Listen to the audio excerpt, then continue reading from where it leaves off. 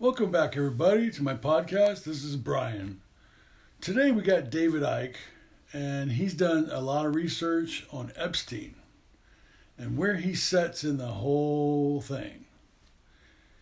He actually tells you some very interesting information that you should really listen to because it's got a lot of connections.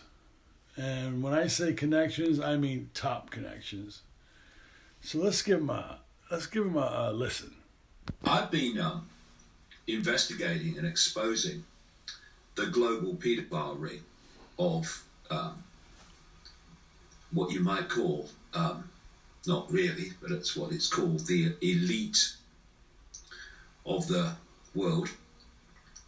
And it is a global paedophile ring, not rings, in the end. The big one I'm talking about, the elite one. There are obviously aspects of it in different parts of the world, but in the end, it is part of one global ring. And there's reasons for this. There's reasons for the obsession with pedophilia and child abuse, which I go into in the books. The reason, let me say first of all, that this abuse ring, which is also connected into the satanic child sacrifice rings, indeed at the top, or at the inner core, whichever analogy you want, the satanic sacrifice rings and the paedophile elite ring globally are actually aspects of the same thing. And the reason it's not come out is because both victims of it who've survived, many don't, and those who are seeking to expose it have been subjected to ridicule, abuse, dismissal, and all that goes with it. I mean, I'm a personification of that very response because of what abuse I've had over the years, putting this information out. Now, if we are going to bring to the surface what is really happening to children worldwide on a staggering scale, then what we need first of all, and primarily, bottom line, is the free flow of information, the free flow of opinion, and the free flow of information. Now, we are not going to have that if all that happens when anyone questions even some details of someone else's view, i.e., let's talk about, in this case, Pizzagate, that they are going to be subjected to what they are being subjected to now.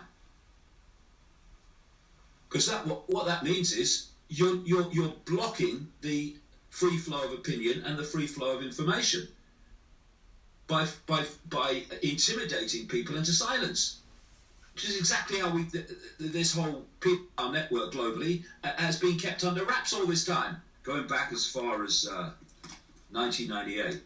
I published this book, The Biggest Secret, which named people like the former Prime Minister of Britain, Edward Heath, as a paedophile and Satanist. And the passage in the book was read to him. He was still an MP, Member of Parliament at the time. Was read to him in the week of publication. What did he do? Nothing. Why? Because it was true. And it took nearly 20 years for a police investigation triggered by other sources, not mine, to start into the child abuse allegations against Edward Heath. Of course, now, as with all aspects of this child abuse, paedophilia revelation in Britain that came out after the revelations about the BBC entertainer and record-breaking paedophile Jimmy Savile, the investigation of Ted Heath is being attacked by aspects of the media, usual suspects, to try to kill that, as they did the same with killing investigations into Leon Britton, a Margaret Thatcher cabinet minister and Home Secretary, who I named in a later book, again, while he was still alive. And in The Biggest Secret, someone else I named in 1998 was a guy called Lord Alistair McAlpine. He was the Svengali spinner and closest of close associates throughout her period as Prime Minister of Margaret Thatcher. He was named to me by enough people for me to take it seriously and name him in the book during the 1990s. And of course, after the Savile revelations, there was this scandal in Britain when it was alleged that Lord McAlpine was a paedophile. And he then goes around threatening libel actions and instigating one or two over people actually in the end didn't name him directly. And he got massive payouts from the BBC and independent television, who neither of which named him. Go figure. And I named him in the 1990s in The Biggest Secret. And I named him again on the internet after the revelations became public all that time later. And he never even contacted me.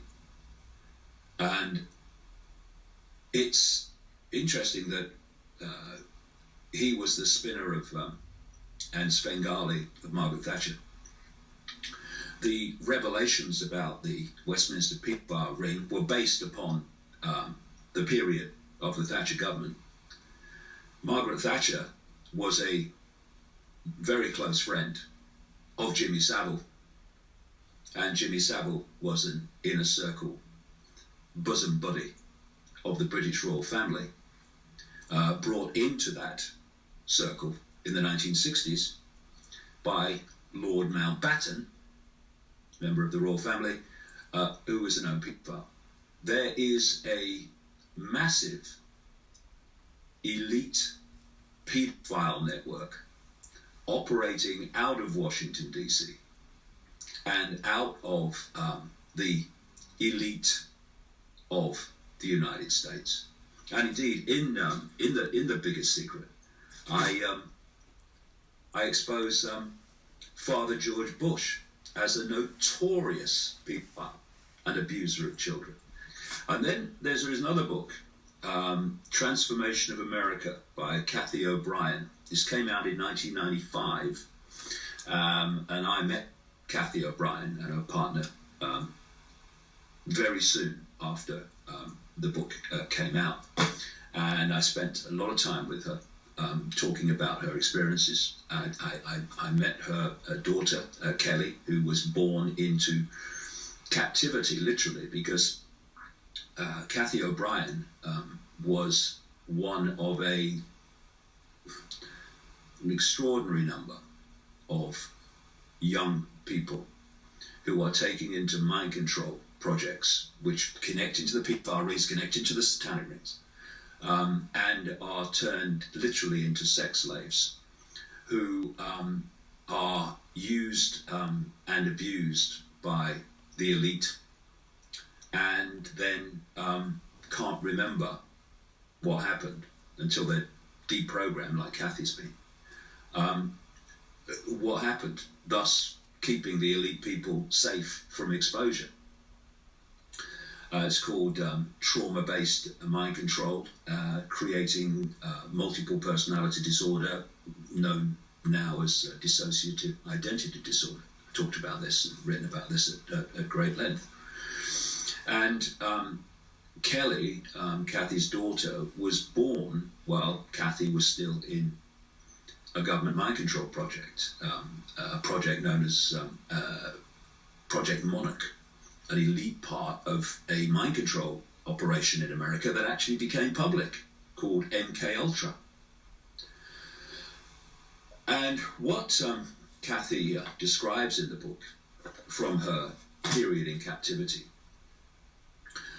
from a small child through into her 30s, was the unspeakable behavior of the Clinton family, Bill Clinton and Hillary Clinton, and the Bush family, in the form of Father George Bush, and people like Dick Cheney, and a stream of other people in that same period of the Reagan, Bush, and Bush administrations. Unspeakable is a word that doesn't even begin to cut it. Not just child abuse sexually, but torture, the sexual and abuse and torture of young women and others. And these, by the way, are the people that gave the order to invade countries and bomb countries. Anyone think that they will have any empathy with the people on the other end of the bombs? Whether it's in Syria or Libya or Iraq? When you have such a deleted empathy, a capacity for empathy, that you will do that to kids. What goes on behind the scenes is so fantastic, so horrible, so horrific, that so many people, and you've got to understand that, and understand why, find it difficult, who've not done the research, who've not spoken to the people involved. And I've spoken to legions of them, in terms of the victims. They find it impossible to bridge that gap between the world as they think it is and the world in the shadows as it really is. And there was, of course, more confirmation of this in America with the revelations of a Nebraska state senator called John W. DeCamp, who wrote a book called The Franklin Cover-Up, which didn't set out to expose or uncover an elite pedophile ring connected to the Republican Party. It set out to investigate the corruption of something called the Franklin Credit Union in Nebraska, which was headed by a guy called Lawrence King, a big Republican who actually sang the national anthem at the Republican conventions in 1984 and 1988. And what DeCamp did, as he was uncovering the corruption for which Lawrence King was eventually jailed, he found that King was running an elite pedophile ring, supplying children to elite politicians in the Republican Party at conventions and what have you. Exactly the same theme and exactly the same story that you hear around the world in terms of political pedophiles in Britain and in Australia. I mean, does anyone really think that it's just a coincidence that people have come out in America, they've come out in Britain, they've come out in Australia and other countries talking about this, describing the same themes, the same abuse, the same elite networks, and it's all a coincidence and they're all just making it up? That's what the media want you to believe.